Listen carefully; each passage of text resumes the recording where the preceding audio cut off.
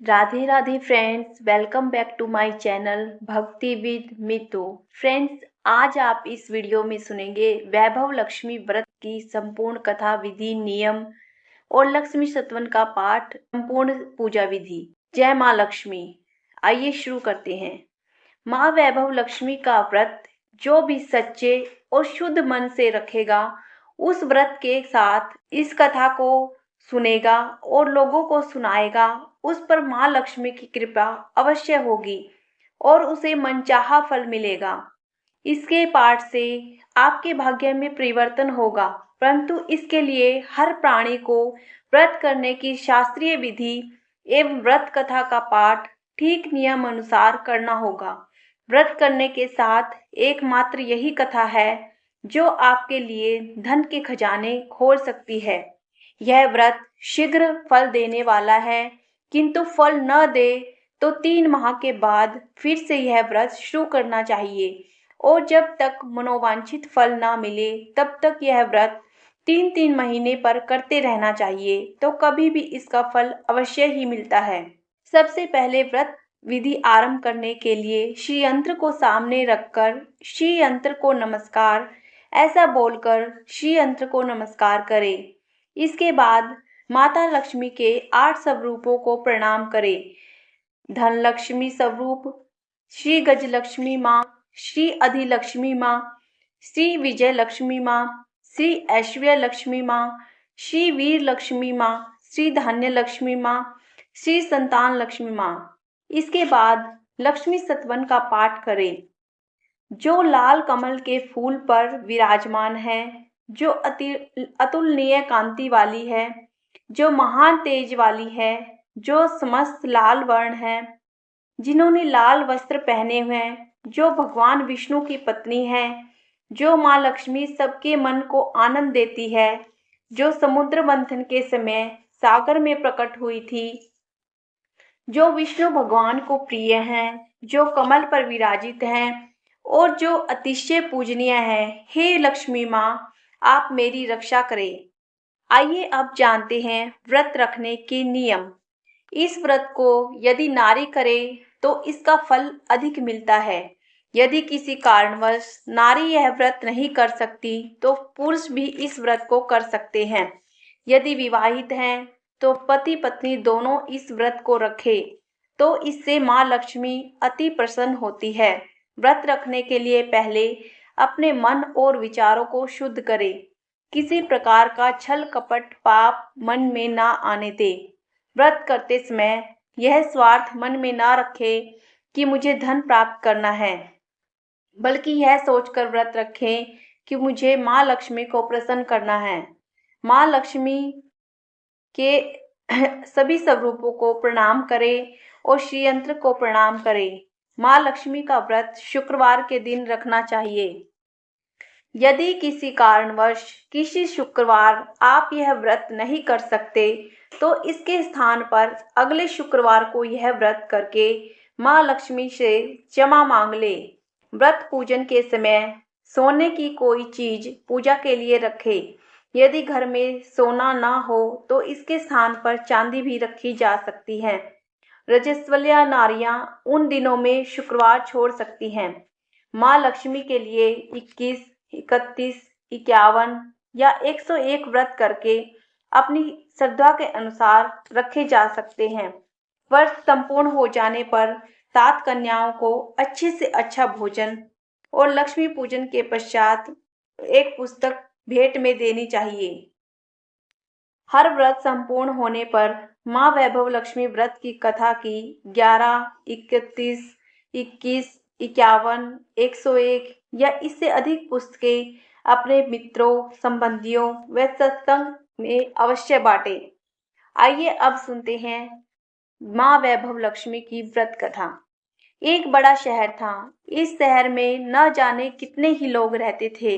देश के कोने कोने से रोजगार की तलाश में आए लोग जब इस शहर में आते थे तो उनके पास कुछ भी तो नहीं होता था। उनकी एकमात्र यही इच्छा रहती थी कि उनको किसी तरह से भी 2 समय की रोटी मिल जाए। मेहनत मजदूरी करके अपने बच्चों का पेट पाल ले, बस प्रभु के गुण गाएं। वैसे देखा जाए तो मानव की इच्छाओं की कोई सीमा नहीं होती। शुरू में वह यही सोचता है कि उसे 2 समय की रोटी मिल जाए। प्रभु की यही सबसे बड़ी कृपा होगी। इसी के लिए वह मंदिरों में जाते हैं, तीर्थ यात्रा करते हैं, कथा सुनते हैं। जब उन्हें 2 समय की रोटी मिलने लगती है तो उनके मन में कुछ और विचार उठने लगते हैं, जैसे उनकी आय बढ़े, उनके पास धन हो, रहने के लिए बढ़िया मकान हो, पहनने के लिए अच्छे कपड़े हों, सवारी के लिए कार हो या स्कूटर ही हो। बस रोटी मिलने के पश्चात उनकी लालसा बढ़ती जाती है। किसी ने ठीक ही कहा है, भूख की एक सीमा है जिसे खाना खाते ही पूरा कर लिया जाता है, परंतु लालसा की तो कोई सीमा नहीं।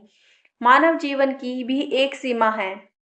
लाखों करोड़ों के सपने, सुख, शांति और मौज मस्ती की आशाओं की लालसा करने वाला इंसान यह भूल जाता है कि यह द्वार उसे मृत्यु की ओर ले जा रहा है।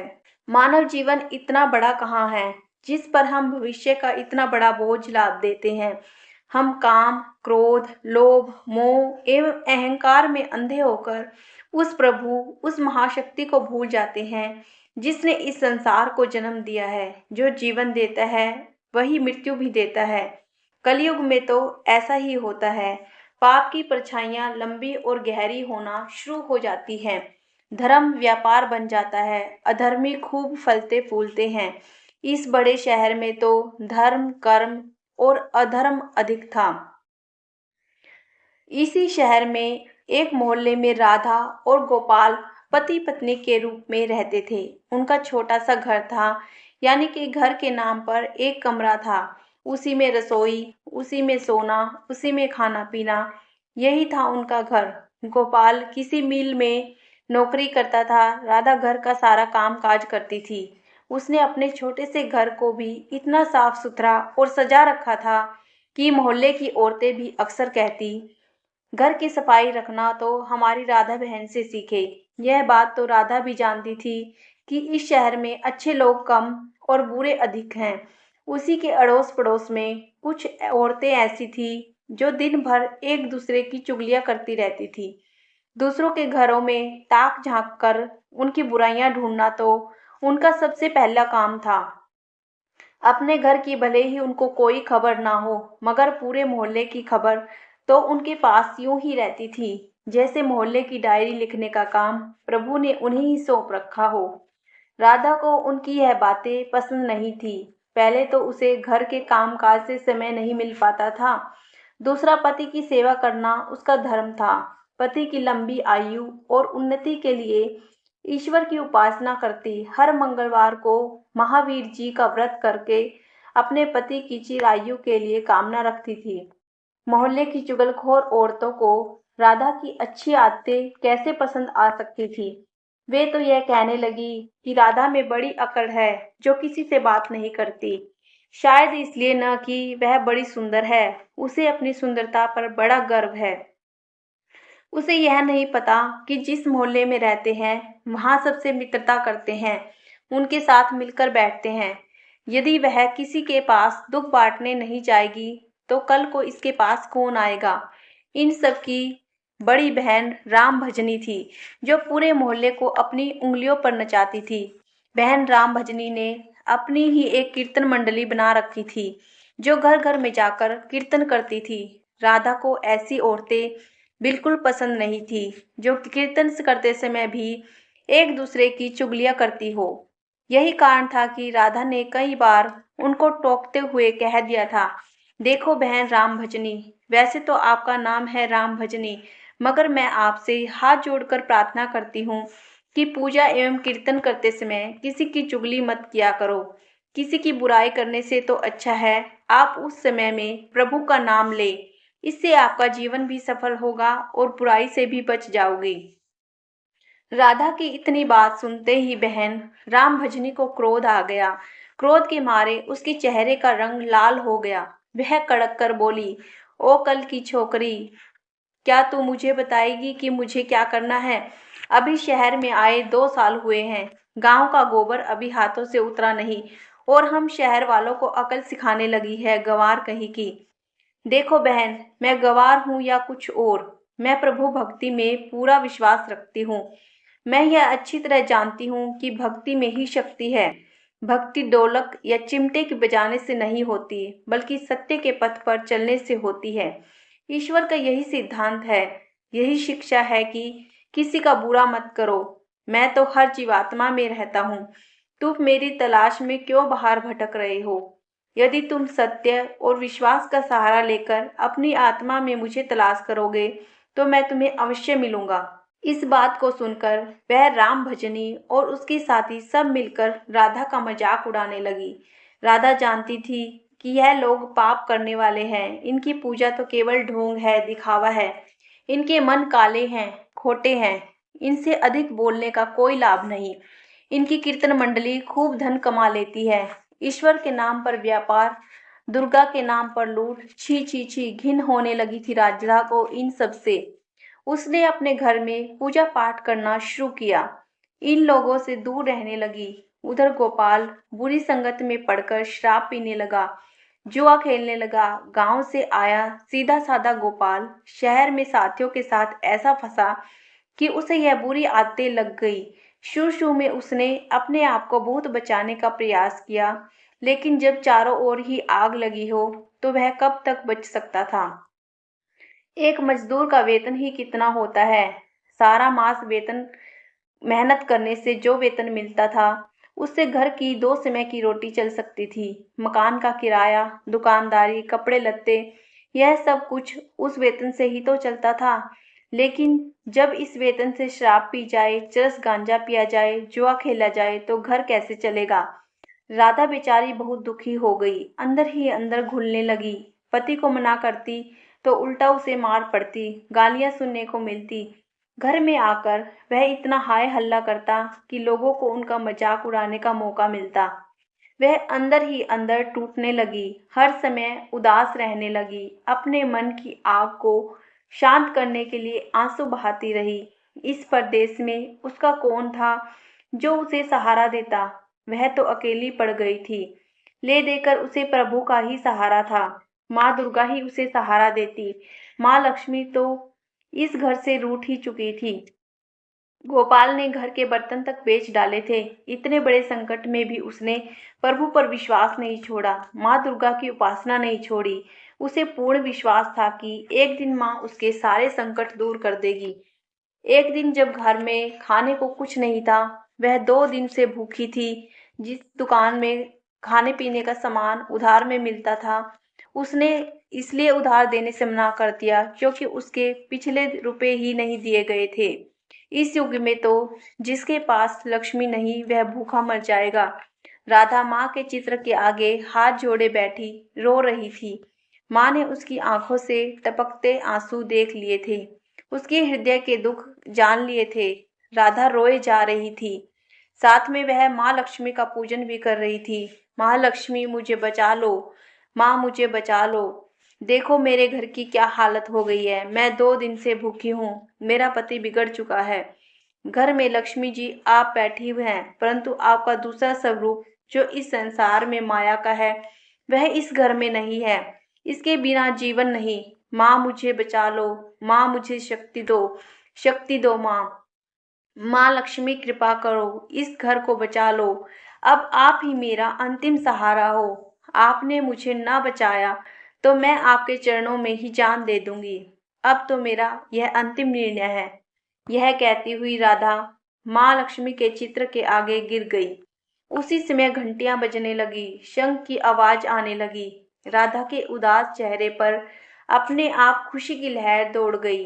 तभी उसके कानों में आवाज आई, बेटी राधा, तुम्हारी आराधना सफल हो गई है। तुमने इतने बड़े संकट में भी मुझ पर विश्वास नहीं छोड़ा, अपनी श्रद्धा में कभी कोई कमी नहीं आने दी, इसलिए मैं तुम पर प्रसन्न हूँ। राधा, एक तो तुम प्रतिव्रता धर्म में पूरी उतरी हो, अपने पति की सेवा में कोई कमी नहीं रखी। दूसरा, तूने मुझ पर विश्वास नहीं छोड़ा। यह सब तेरी अग्नि परीक्षा ही थी जिसमें तू खरी उतरी है। हे जगत माता, मैंने आपसे आज तक कुछ नहीं मांगा, परंतु मैं आज मजबूर हो गई हूँ माँ। आज पहली बार आपसे इस घर की खुशियाँ मांग रही हूँ। माँ, मुझे धनवान बनने की कोई लालसा नहीं। मुझे तो जीने के लिए धन की जरूरत है, जिससे हम खाना खा सके। मेरे बिगड़े हुए पति को सुधार दो माँ। जाओ बेटी, अपने आप को संभालो। मैं तुम्हारी मनोकामना पूरी करने के द्वार खोल रही हूँ। उठो, अपने घर के द्वार खोलो। राधा के अंदर न जाने कहाँ से अनजानी शक्ति आ गई थी। वह महालक्ष्मी के चरणों से उठकर अपने घर के द्वार की ओर गई तो सामने ही एक तिलकधारी ब्राह्मण को खड़े पाया। बेटी राधा, जय माँ लक्ष्मी जी बोलो। जय माँ लक्ष्मी।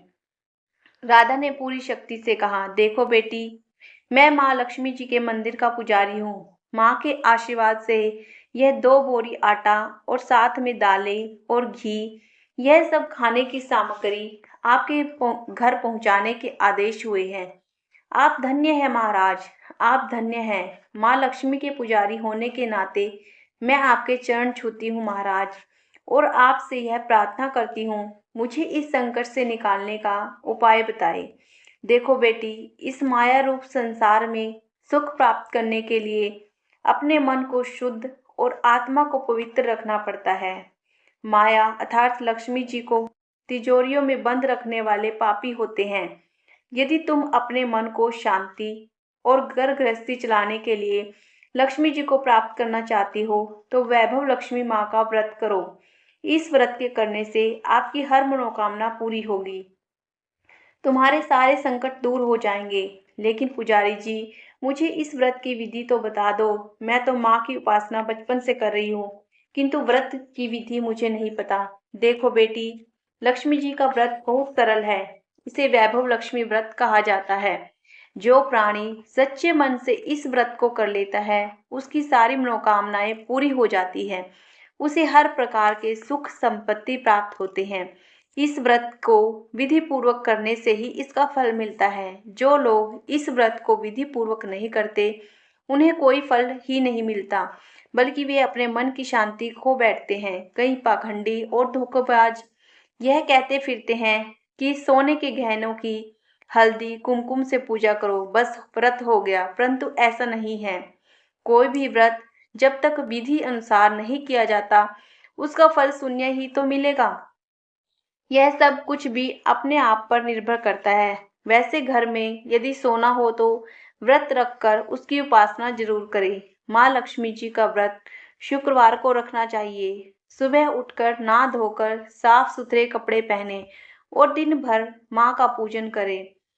हर समय मुंह से यही शब्द निकले, जय माँ लक्ष्मी, जय माँ लक्ष्मी। शाम के समय पूर्व दिशा की ओर मुंह करके आसन पर बैठे और माँ लक्ष्मी की मूर्ति या चित्र किसी ऊंचे स्थान पर रखकर उसके आगे चावलों की ढेरी लगाएं। एक खुली प्लेट में सोने के जेवर रखें। यदि सोने के जेवर ना हो तो चांदी से भी काम चलेगा।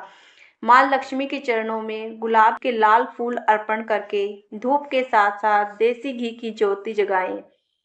वैसे तो माँ लक्ष्मी के अनेक स्वरूप हैं, परंतु इन सब की नींव श्री यंत्र है। जो माँ के भक्त श्री यंत्र के दर्शन कर लेते हैं, समझ लो उन्होंने माँ के हर रूप के दर्शन कर लिए। इसलिए माँ पूजन के समय श्री यंत्र को ना भूलें। सबसे पहले प्लेट में रखे जेवर को हल्दी का टीका लगाकर 5 बार बोले, जय माँ वैभव लक्ष्मी, हमारी खाली झोली भर दो माँ। इसके पश्चात घी, आटे और चीनी को भूनकर बनाया गया प्रसाद, जिसमें केले के टुकड़े काटे हों, माँ लक्ष्मी की आरती करके उस प्रसाद को लोगों में बांटते समय भी आपकी जुबान पर माता लक्ष्मी की जय जरूर होनी चाहिए।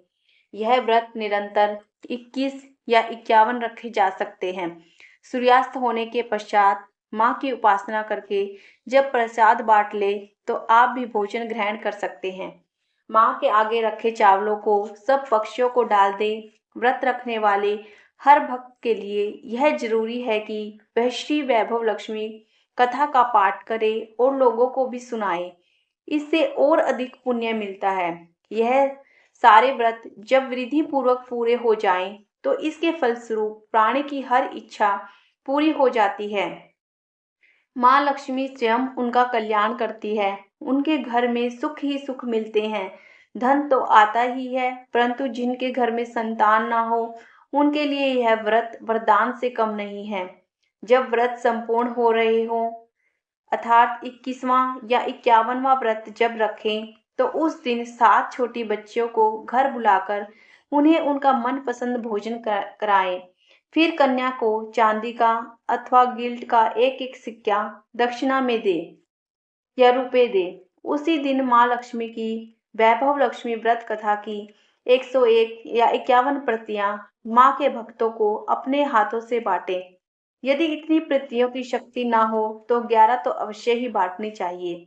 माँ की प्रतिमा के आगे बैठ दोनों हाथ जोड़कर उनसे प्रार्थना करते हुए कहें, हे माँ लक्ष्मी, आपकी और प्रभु की कृपा से मैंने अपने व्रत विधि पूर्वक पूरे कर लिए हैं। इसलिए हे माँ, आप हमारी इच्छा पूरी करो, हमारी मनोकामना पूरी कर दो माँ, हमें सदा सुखी रखना, हमारे परिवार को सुख देना माँ। बस बेटी, यही प्राणी के लिए कल्याण मार्ग है। तुम भी श्री वैभव लक्ष्मी व्रत करो, तुम्हारा पति भी ठीक हो जाएगा, तुम्हें धन भी मिलेगा, तुम सदा कष्ट मुक्त रहोगी। यह कहते हुए पुजारी जी तो चले गए। राधे ने आटे की बोरियों को पड़ोसन की सहायता से अंदर रखवा लिया, दालों को भी अंदर रखा। माँ लक्ष्मी की उपासना तो कर ही रही थी, परंतु विधि अनुसार नहीं कर पाती थी। आज माँ लक्ष्मी ने उसकी हालत देखकर जो उसकी सहायता की, उसे वह कैसे भूल सकेगी। सहसा उसे ध्यान आया कि कल ही शुक्रवार है, मैं कल से ही माँ लक्ष्मी जी के 21 व्रत आरंभ करूंगी। दूसरे ही दिन से राधा ने शुक्रवार की व्रत कथा आरंभ कर दी और साथ ही माँ का व्रत रखा। सारा दिन माँ की आरती करती रही। फिर उसने रात्रि के समय श्री वैभव लक्ष्मी व्रत कथा का पाठ करके घर पर आए पति के चरण छूकर उसे प्रसाद खिलाया, तो उसके पति ने उसे प्यार से सीने से लगा लिया और कहा, मेरी राधा, तुम तो सचमुच देवी ही लग रही हो। मैं ही पापी था जो आज तक देवता न बनकर राक्षस बना रहा, लेकिन आज मेरी आंखें खुल गई हैं। अब मुझे अपनी भूल का एहसास हो रहा है।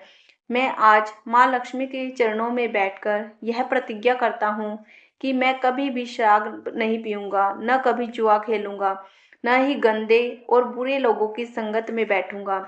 मैं तुम्हें कभी दुख नहीं दूंगा। मेरे देवता, मेरे प्राणनाथ, माँ लक्ष्मी की कृपा से आप सुधर गए तो मुझे सारे संसार के खजाने मिल गए। आज मैं कितनी खुश हूँ। माँ ने मेरा उजड़ा घर बसा दिया, मेरा सुहाग मिल गया। अब मैं 21 व्रत पूर्ण करके श्री वैभव लक्ष्मी व्रत कथा की 51 प्रतियां लक्ष्मी भक्तों को बांटूंगी, ताकि उनका भी मेरी ही भांति कल्याण हो जाए। गोपाल ने अपनी पत्नी का हाथ पकड़कर कहा, देखो राधा, जिस माँ लक्ष्मी ने मुझे पाप के संसार से निकाल दिया है, मैं भी उनके 21 व्रत रखूंगा, सदा घर में उनकी पूजा करता रहूंगा।